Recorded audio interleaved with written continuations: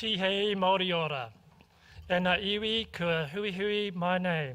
Tēnā koutou, tēnā koutou, tēnā koutou katoa. E nā mana whenua o tēnei rohi, ko Tiatiawa, ko Taranaki whānui, tā atu ki Ngāti Toa Rangatira, tēnā koutou. E te whare, te hono ki Hawaii ki, te marae, ke rongo marae roa, tēnā korua.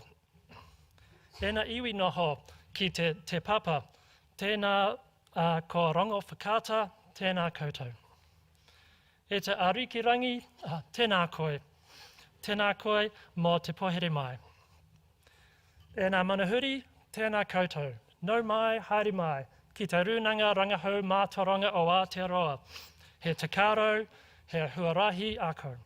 Nō reira, ko Mangaroa te maonga, ko te awa kairangi te awa, no ingarangi aku tīpuna, no orangamai, no te awa kairangi hoki au, he kaihautu au nā te rūnanga rangahau mātoronga o Aotearoa ke NZCER, ko Graeme Cosslett toko ingoa, nō reira, ka huri au ki te reo Pākehā.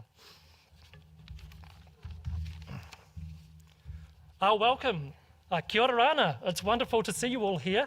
And what I'm really delighted about is to be able to thank you right up front. Thank you for seeing this conference. Thank you for hearing about it. Thank you for sharing that it was on. And actually for that final decision of making that call and saying, yes, I'm going to come along and join in over these next 2 days. I wanted to share with you just an experience that I was thinking about in relation to Games for Learning. And if you'll bear with me and maybe step back just a couple of years to actually when I was about 17 years old.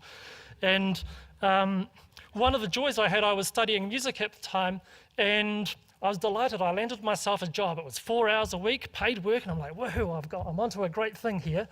What was great is I was teaching music. What wasn't so great was actually I discovered that what I was really teaching was music theory lessons. And these were theory lessons to groups of 4 to 14-year-olds, fairly large groups. And I don't know if you've had this experience, but I know from my own experiences, I was thinking, wow, this is something that is incredibly boring. It's like working with worksheets. I just didn't really know what to do in terms of how was I going to change that for a learning experience for the students that I was working with. So I guess in many ways, and lucky for me, I was actually in a shop fairly early on, and I found this book. Well, actually, I'll be honest, the book's disappeared. I think I had chickens that kind of ate the book. But I Googled last night, I found the front cover here. It's more like a phone book, Music Mind Games. And when I found this, I bought it and thought, I know, I could actually experiment with some of this. And what I ended up doing was creating a whole lot of resources that essentially was this whole idea of using games as a form of learning. It really opened my own eyes, being able to step back and look at the real change in the learner's attitude to what they were doing. That joy of learning, the fun that they were having, the physical interaction, the engagement. What's more, actually parents became part of it. They became real participatory. It was okay to mess it up. And it really did feel like that real and relevant learning of the experiences that we're having. So I was unlucky in finding my book, but actually I did find this in the depths of my garage. It's a little bit embarrassing, but this is one of the resources here. and maybe some of you would like to just have a dance on it over the next few days. But it was these kinds of activities that actually really engaged learners.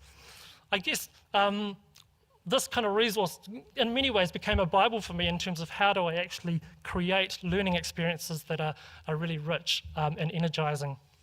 So stepping forward to current days, I think we can really celebrate that, yes, there's still kind of some of these traditional ways of learning. Games have been with us for many, many years. It could be a physical, it could be a traditional game, and now, of course, we're in the digital age, and there's so many more opportunities that can come from the joys of being able to work in different sorts of ways.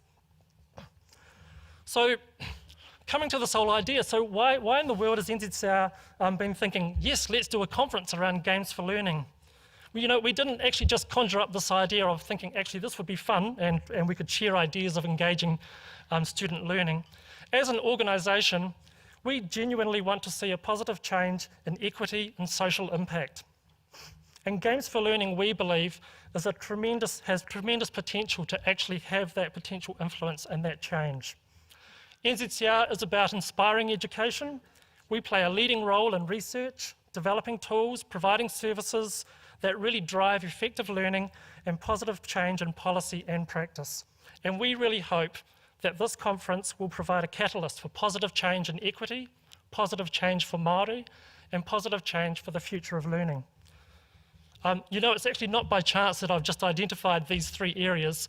As an organisation, we've been working on a refresh of our strategic plan, and these are actually our three strategic priorities that we're really excited about in terms of moving forward in the future. Positive change for equity, for Māori, and for the future of education. So I guess, to be honest, we're delighted that we've found a hall full of people that have come along, being willing to spend time, take the time thinking with us, talking with us, learning alongside us, with like-minded people such as yourselves. Thank you again for joining us, having the curiosity, I guess, to put yourself forward into possibly what is an unknown space or a complex space for many of us, but we really do hope that you thrive in this chance to be learning, to learn from others, and to create new and lasting networks that ideally actually go well and beyond the 2 days that we have together here. Just in closing, I do want to make some acknowledgements. First and foremost, we have an absolute grateful thank you to give to Te Papa and Hina Tori for hosting us and being part of this conference. I know we've had a lot of conversations with Grant Martin, the Chief Executive, Te Papa, Miri Young, Dale Bailey, and thank you for letting us have this conference in this wonderful facilities of Te Papa. Further acknowledgements to the Ministry of Education. They have been generous in providing us with some financial support, and I think it would be fair to say anybody who's been involved in organising some of these sorts of events, it can be a real challenge in working out how do you actually make something like this happen in a way that you can actually balance the books and have that run in a viable way. Another acknowledgement, it's in the cover here. A huge thank you to Interface Magazine, which you will have as part of your program. They've been incredibly generous with their advertising, their editorial about the conference, and actually providing this special edition that you have with you, which also has the program on there. So thank you, Greg Adams, for the willingness to be a part of this experience. My last acknowledgement is actually to Catalyst IT. As an IT company, NZCER has been working increasingly close with. We're doing a lot of work. They are generously supporting our social event this evening, so really grateful for that. And the work that NZCER is ongoing doing in digital spaces, digital assessment and digital learning. So enjoy the conference, spread your wings, make connections, be curious, and yeah, I really hope you get a lot out of the next 2 days. Nō reira, ngā mihi nui, tēnā koutou, tēnā koutou, tēnā koutou katoa.